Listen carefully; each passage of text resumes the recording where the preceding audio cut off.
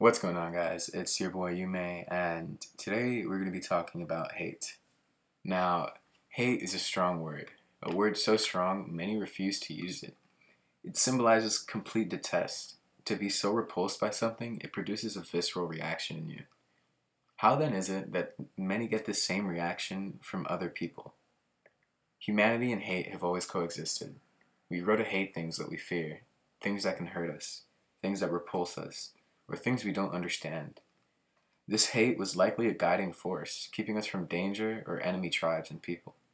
This doesn't explain, however, why people feel this way about groups of marginalized people, like gay people, people of other races, ethnicities, or beliefs in our modern age. Due to the primitive nature of hate, its damages can be extreme, dangerous, and even violent. And today we're going to be looking at those damages and just talk about it.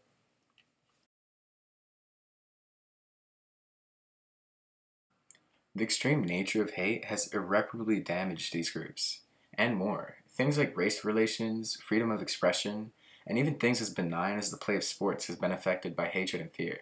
We see this in how people react to people like transgender people playing sports.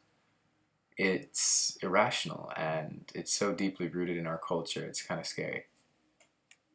Um, I'll be using the term hate and hatred synonymously with any ist or phobic term, so racist, ableist, homophobic, uh, biphobic, colorist. I'll just be using hate as an all-encompassing term throughout the video.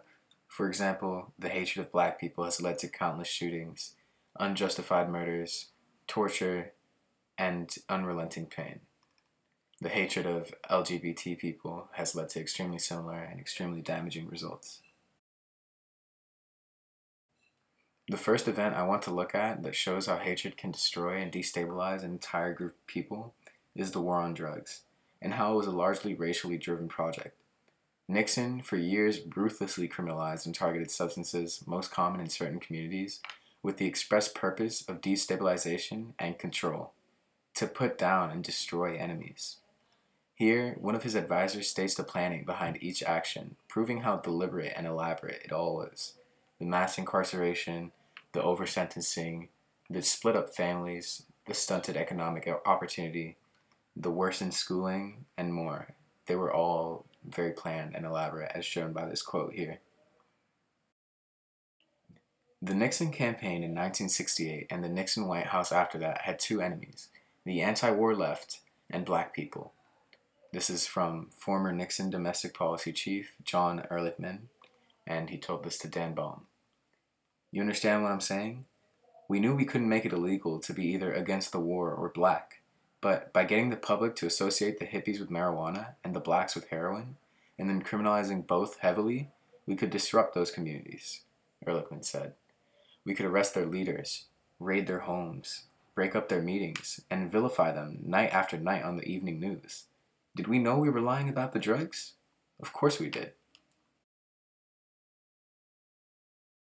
The sheer disgust in a statement like that is just shocking. Like, the fact that someone could so deliberately and maliciously plan the destruction of a group of people like that through chemical means and through means that they knew were unjust, it just shocks me. And it just shows how deeply hate is embedded into our system of government.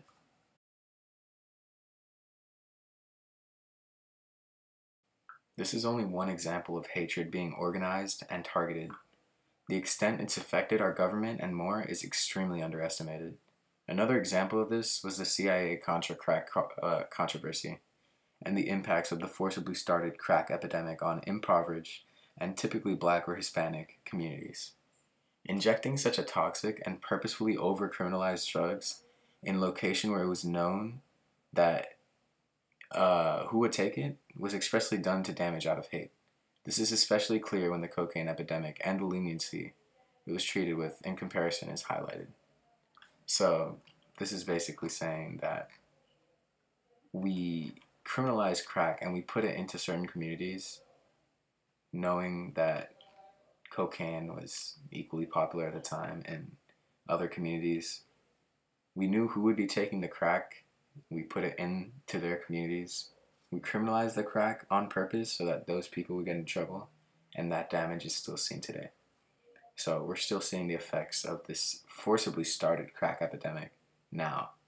And families have been destroyed over this. Hearing stories of people telling, like, just anecdotes about their mothers and how they sell themselves for crack or sell their kids for crack. And understanding that the government did this on purpose, out of hate, out of malice, is just disgusting and shocking.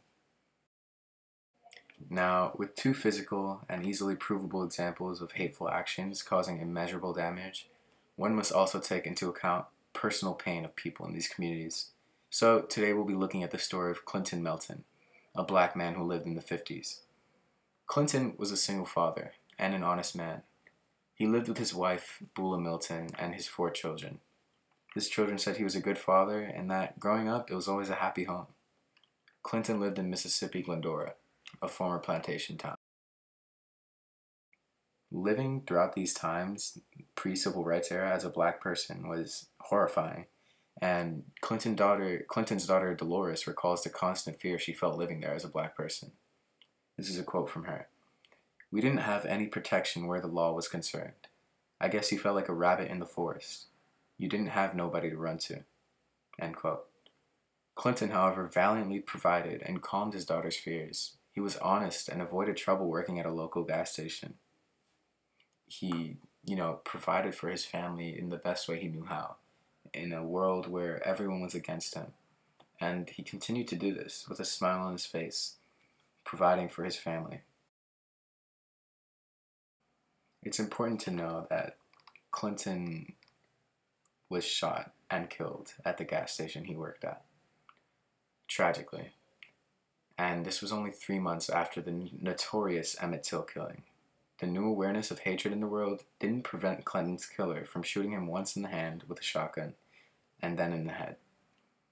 Dolores recalls her young mother crying one day and simply telling them, "Your dad won't be coming back home." Her mother Bula then connected with the NAACP and others who helped Emmett Till's family and connected with them, doing everything she could and the best for her family.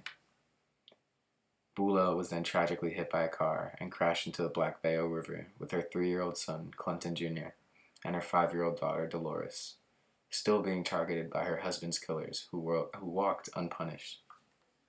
Bula died in the crash, and Dolores is now the only living memory of both her parents, she and her brother, at least.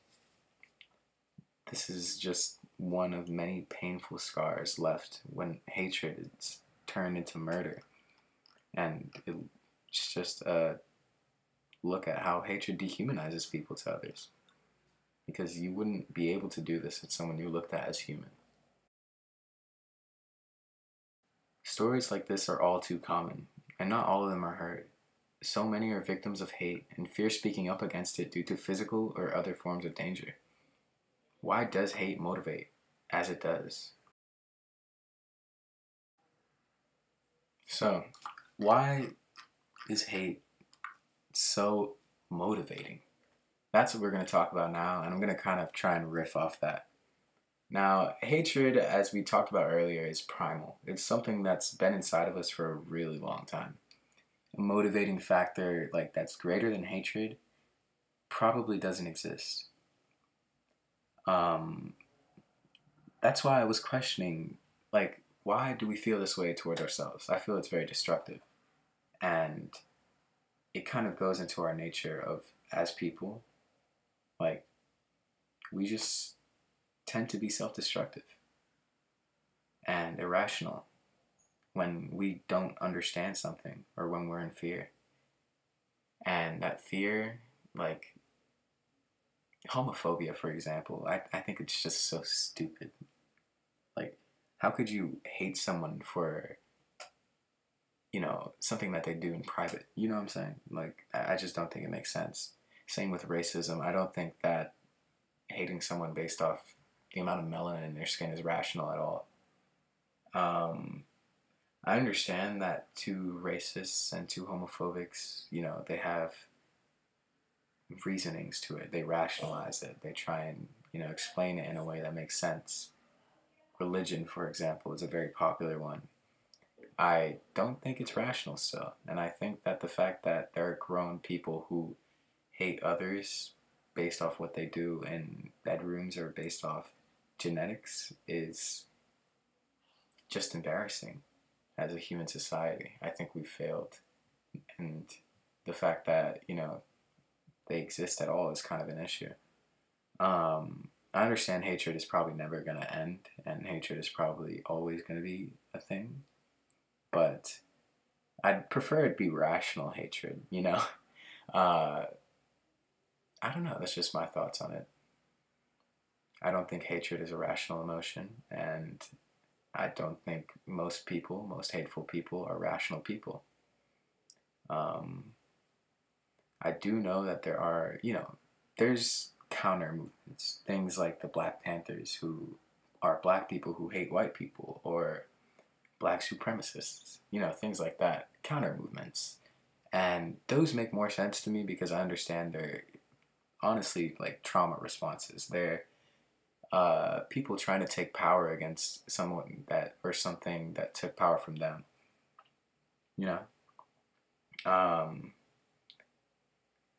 it's just like, and on the internet especially, there's so much people who just are hateful for no reason. I just don't understand it. Things like the hate bombing that's been going on Twitch. Oh, I'm so gonna link this video to that. That just doesn't make sense to me. It's an irrational action.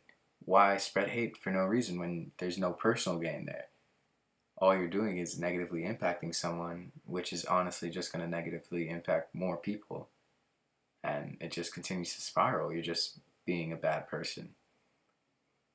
But I guess, expecting people to be good people is honestly too much. Yeah. I'm going to continue to try and riff off this. I'm kind of, just talking, speaking my mind off this. I think hatred in a physical setting is also extremely stupid. And it's extremely uncommon too, especially in today's society because we've kind of matured past it. Things like physical bullying don't really exist anymore, or at least to the same degree that they did in the past. But the fact that it existed in the first place is just bizarre. To physically want to impose yourself on someone that you already believe is below you, it just doesn't make sense to me. Using violence to try and belittle someone or to try and hurt someone is never a rational thing to do. And it shows how weak you are if you do that.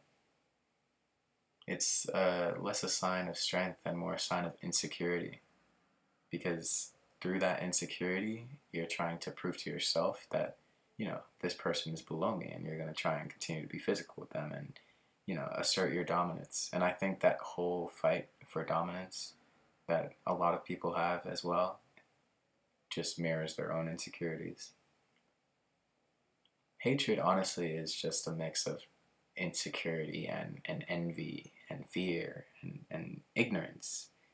It's not even its own emotion. It's how irrational it is, because we're not meant to be hateful as people. Evolutionarily, we have that emotion, quote unquote. I mean, like, I couldn't even call it a complete emotion. We have the feeling of hatred for a reason, or at least I'd like to think so, but it's not a particularly useful emotion. And that's known. People know that, which is why no one likes to, be around things that they hate. Because that emotion is just so toxic, and it releases just unpleasant hormones and fucking chemicals in our brains that just make us feel uncomfortable. That hatred is bad for us physically. That cortisone, it stresses us out. It's not good for us. But some people chase that, and some people surround themselves with people that they hate so that they can continue to belittle them and feel better about themselves. It's a very strange thing, the things people do for validation. Moral of this video is, don't be hateful. It's stupid. You're an idiot if you're hateful. Don't be physically violent against anyone. You're an idiot. if you're physically violent against anyone, like, don't fucking kill anyone because they think differently from you, and try and be open-minded and understand other perspectives, because through understanding and through rational and reasoning with other people, you can solve any dispute. You know, like, if you genuinely, like, hate someone because they're sexually attracted to the same sex, like, maybe try talking to them and see where they're coming from, like, understand it chemically, or just, like, understand it at all, and understand it doesn't affect you in any way. You know, like, I can't even argue for racism. Like, I don't understand why you would hate someone because of where they were born or because of their genetics.